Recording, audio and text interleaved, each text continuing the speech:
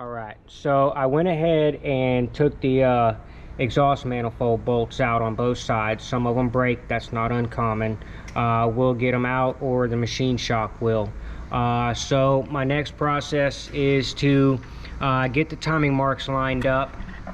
You can see right there on the chain itself, there's those marks there. So what we got to do is get it lined up with that top mark. Let's see if I can get you in there. Get that in there. So get that mark lined up so it's in between these two over here, which we'll show you. That way the timing chain is set in the correct location. Then we're gonna go ahead and get the heads ready to get pulled off once we get the timing marks in place. So it's a 24 millimeter. I just put the bolt back in to hold the harmonic balancer in place. So let's go ahead and get that portion set into place.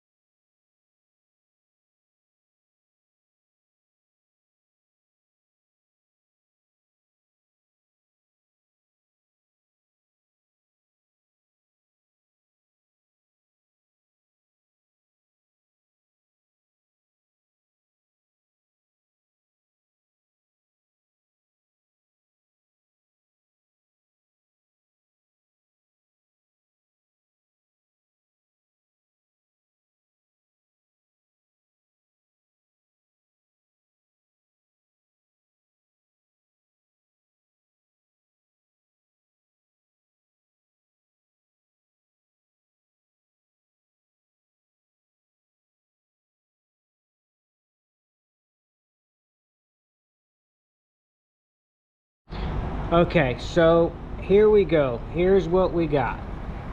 You can see this cam is pretty well wiped out. Let's see if I can get a better.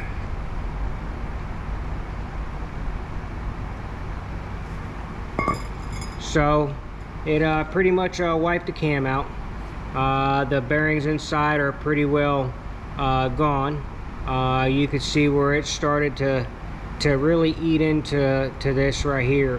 So it was basically starting to wipe out the cam lobe.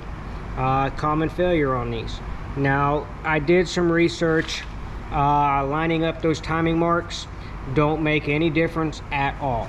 So when we get this thing back together with the new cam in there, I'll explain it a little bit more and a little bit more in depth.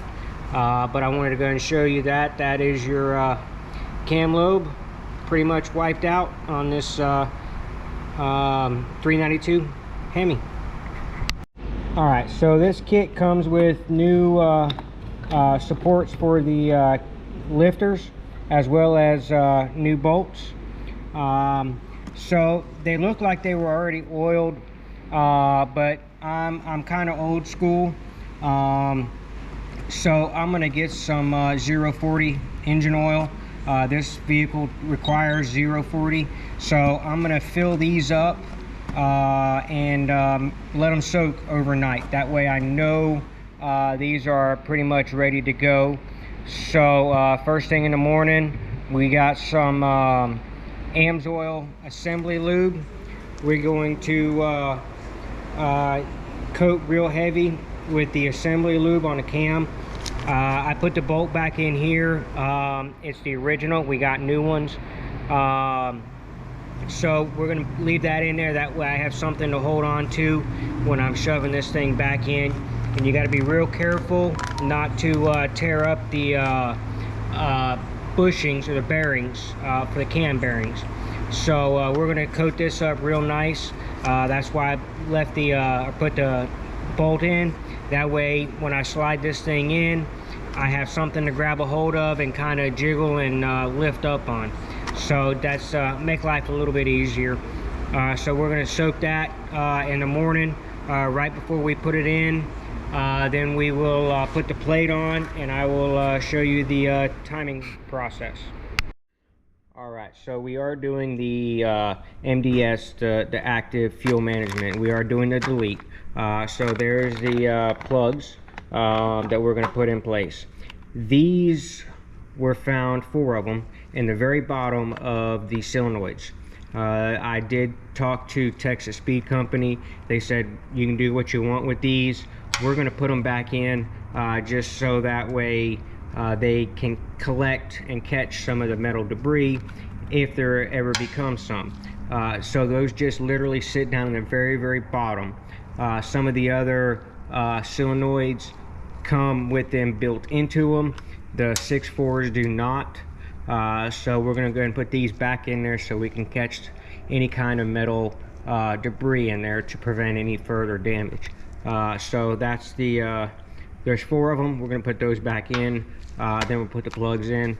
So that, just wanted to discuss that. Alright, so we're getting ready to set this cam in. We will be using the AMSOIL assembly lube. So I'm going to get you in time lapse. This is really good. It's sticky. It really works really well to prevent damage when first starting. So we'll be using the AMSOIL assembly lube.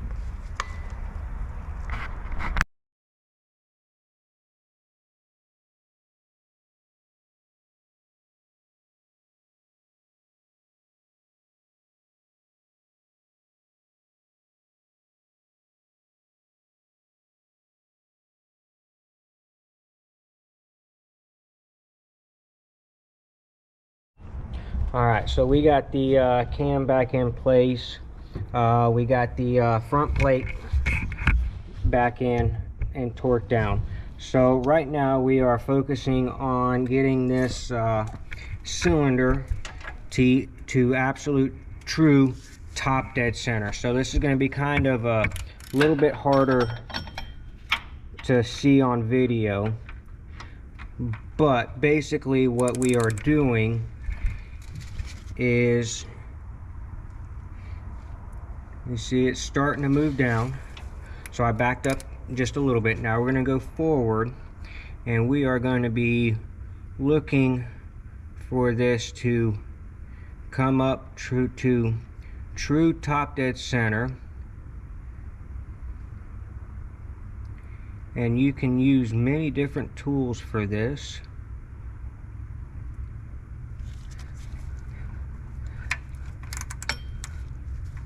And the best tool for this particular setup is to use a dial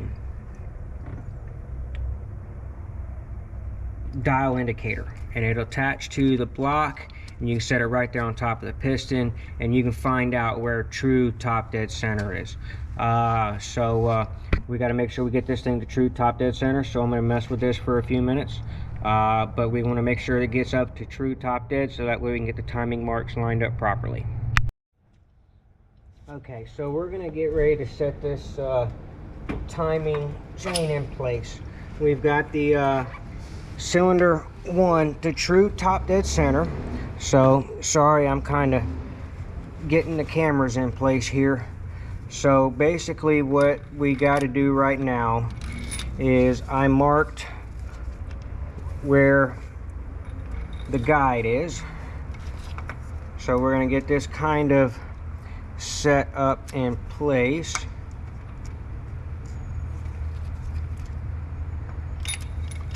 see.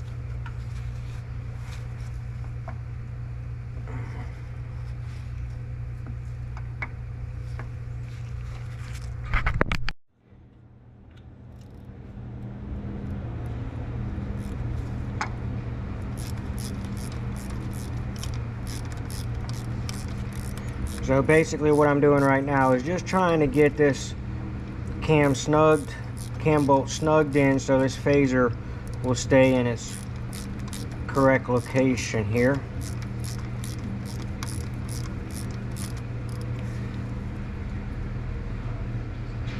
Alright, so we're somewhat snug. Now this thing needs to be pointing perfectly straight up. So we're going to align it not only with this hole here, but this hole up here. So we are going to try and get as absolute close to this as humanly possible. Alright. Get this tensioner out of the way.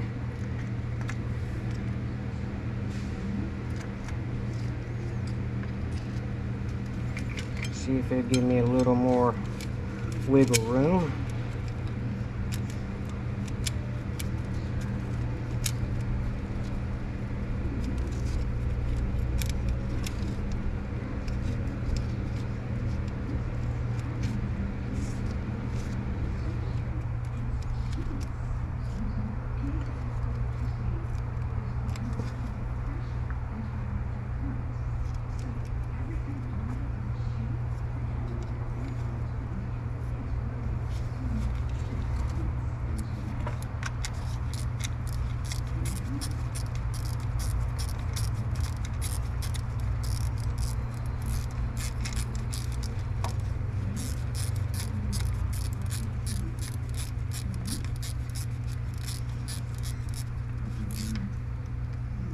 Alright, so we got that snugged up. I've got the timing marks here. It is fairly tight here, could be a little tighter. So let's see if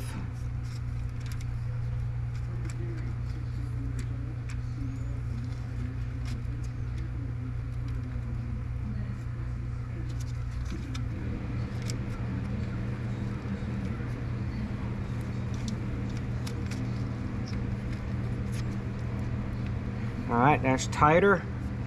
So we will go ahead and slide this back in place.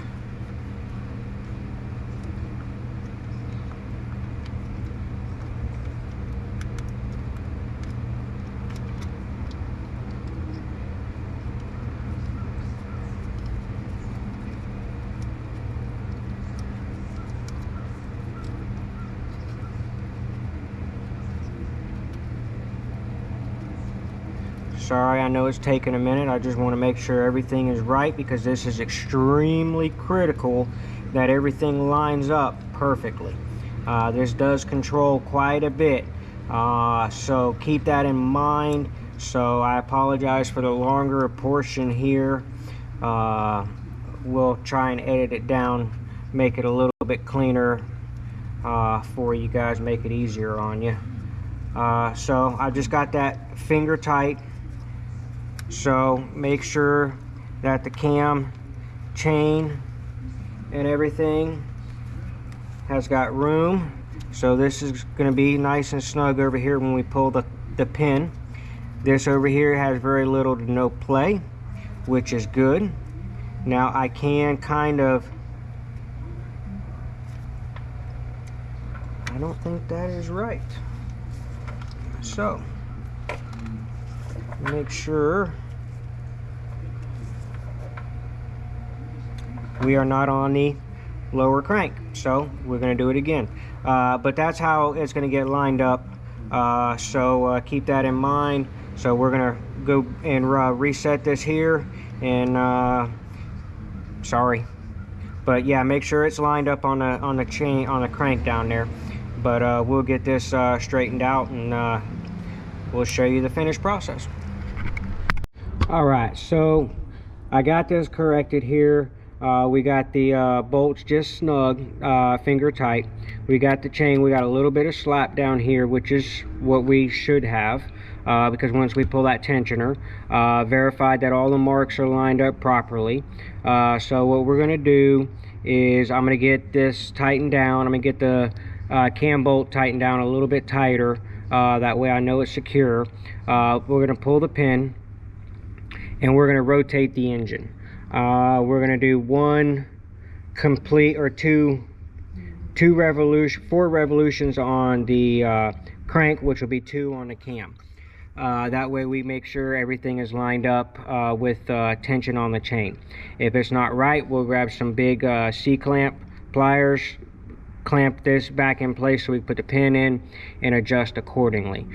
So this is what we're going to do. Is we're going to pull the pin, turn the engine over, make sure everything lines up, and when everything lines up, we will call it quits.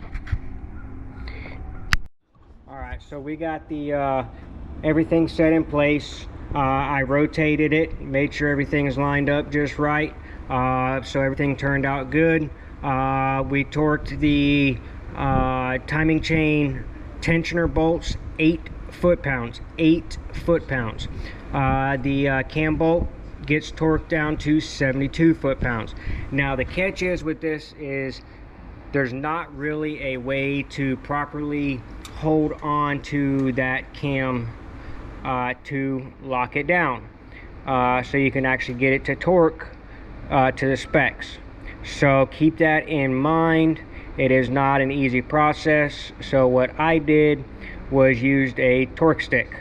So I used a 75 foot-pound torque stick and tightened it up. That's the only thing that I had without running the risk of damaging the reluctor on that. So I used a torque stick. Just remember, use caution when you tighten that thing up. So there you go, 72 foot-pounds, and the tensioner is 8 foot-pounds. The guide's 8 foot-pounds. So make sure you get it to proper spec. Okay, so we're getting ready to get these lifters in. Cleaned up the head, just got them cleaned up. So these are just like the LS, or very similar, not just like, very similar. There is specific ways that it goes in. You can do this one of two ways. One, you can go ahead and set them in place and kind of turn them to get them where they line up in here. Unlike the GMs, these go in sideways, where the GMs kind of go vertical. So what I'm going to do is I'm going to go ahead and kind of set these somewhat in place. That way I can let some of the oil drain out. I don't want to lose it all, but like I said, I keep them soaked overnight. It's not really going to make too much of a difference, but we're going to go ahead and set these in place. So you could, like I said, you do it two ways. Set them in here and kind of get them prepped to go in, or you can actually kind of just set them in here and then slide the whole thing in, whichever you prefer. Always replace these because they will crack with heat, so that way we get a nice good contact point where they cannot rotate. So basically what we're going to do, let them drain for a second, set them in place, grab the next one, let it drain a little bit, go ahead and set it in place. Now because we are doing the delete, they are all the same. So if you were not doing the delete, there is specific ones that go in specific cylinders. So the rotation doesn't matter because they are bearings, and these are supposedly the upgraded bearings. So now you got to make sure they go in the correct orientation.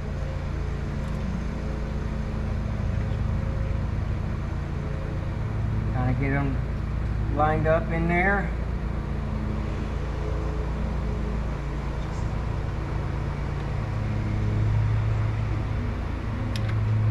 You don't want to force them, you kind of want to let them just kind of get in there and get happy. See, that one's not quite, there it goes.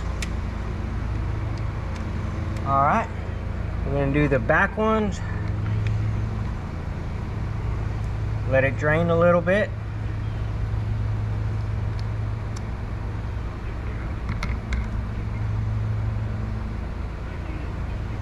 And it is messy, but that's just part of it.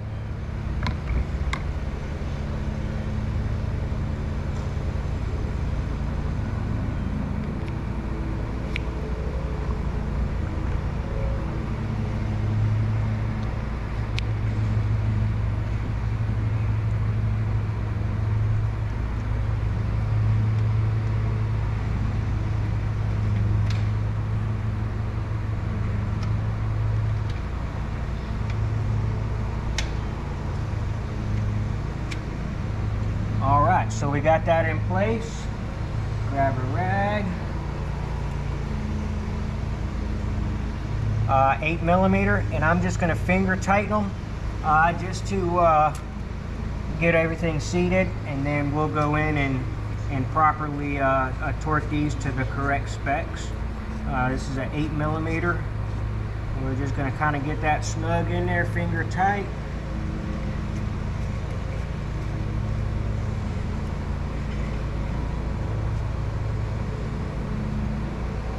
Alright, that's finger tight. Now what we're going to do, so I'm going to go grab my torque wrench, give you the specs, and then I'm going to get a clean rag with a little bit of brake clean just to get some of this oil off from the cylinders, make sure everything's cleaned up and ready. Alright, so these get torqued down to 9 foot-pounds of torque. So it's not much. Just 9 foot-pounds. So